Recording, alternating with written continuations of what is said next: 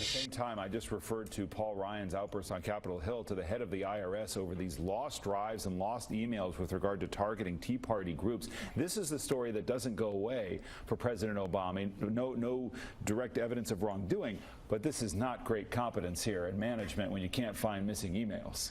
Oh, what an admission from David Gregory over the weekend on Meet the Press. Welcome to Give Me Five. And he had a panel, and his panel weighed in, and I want you to listen carefully as you watch to what they had to say. Well, I think that Americans right now have a real sense of cynicism because they feel like there's a set of rules for the average citizen and then a set of rules for the powerful and the politically connected. And I think a lot of people know if they were being audited by the IRS and they said, I simply lost all the documentation. How would that go? I think they would not find it very sympathetic here. Yeah. All right. Now, E.J. Dionne has a, shall we call it, a slightly different take. Watch. The problem with the IRS story is the IRS was trying to do what needs to be done, which is there is an abuse of the 501c4 status. You should not have all these political groups getting that status. That's what they were trying to fix. Then there were all kinds of stories about how were they targeting. It turned out they weren't as partisan in their targeting. Really? Really? They're just doing their job and they weren't as partisan in their targeting? Really? Where does E.J. Dionne get that information from? I wonder. I'd like to hear his statistics. I'd like to see the list that E.J. Dionne has in his possession, because that's not what I've been hearing from the people who are suing the IRS and know the actual facts. More. And I actually believe in the government it is quite possible that incompetence rather than conspiracy led to this. But, you know, put yourself on the other side. If this happened in a different administration, everybody, you know, I can imagine what Democrats would say. So it's very inconvenient incompetence if it's incompetent. Well, I'm glad to hear him say that. He believes it's incompetence. And it's either inconvenient incompetence or, here's the deal. Either it's incompetence at a level heretofore unseen in recent times in federal government, as incompetent as federal government has been, or it's purposeful law breaking. And either way, I mean, the law breaking would be worse, but either way, it ain't good. It ain't good.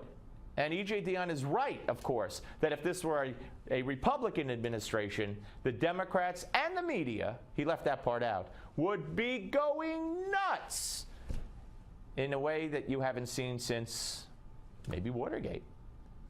Okay, now we switch gears here to Mark Halpern on MSNBC, and he, well, you listen.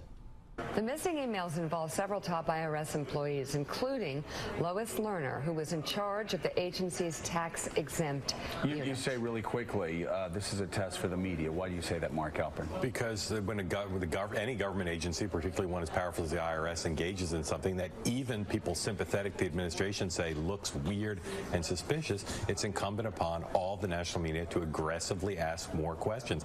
The Republicans in Congress are asking questions. Wow.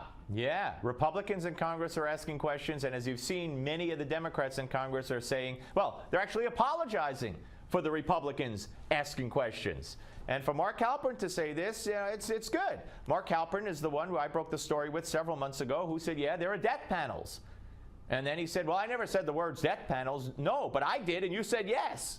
Anyway, so sometimes he lets his honesty, win out, and that's a good thing. Here's one more. I think with a different administration, one that was a Republican administration, this story would be a national obsession. And instead, it's getting coverage here and a few other places. But it really deserves a lot more questions. You're agreeing. Absolutely. If they were targeting Democratic groups and had been a Republican president, I think it would be in the front pages of every newspaper for weeks.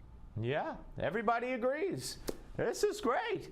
To hear it even from E.J. Dionne, who thinks that this is just incompetence, to hear it from Mark Halpern, to hear it from the panel on MSNBC.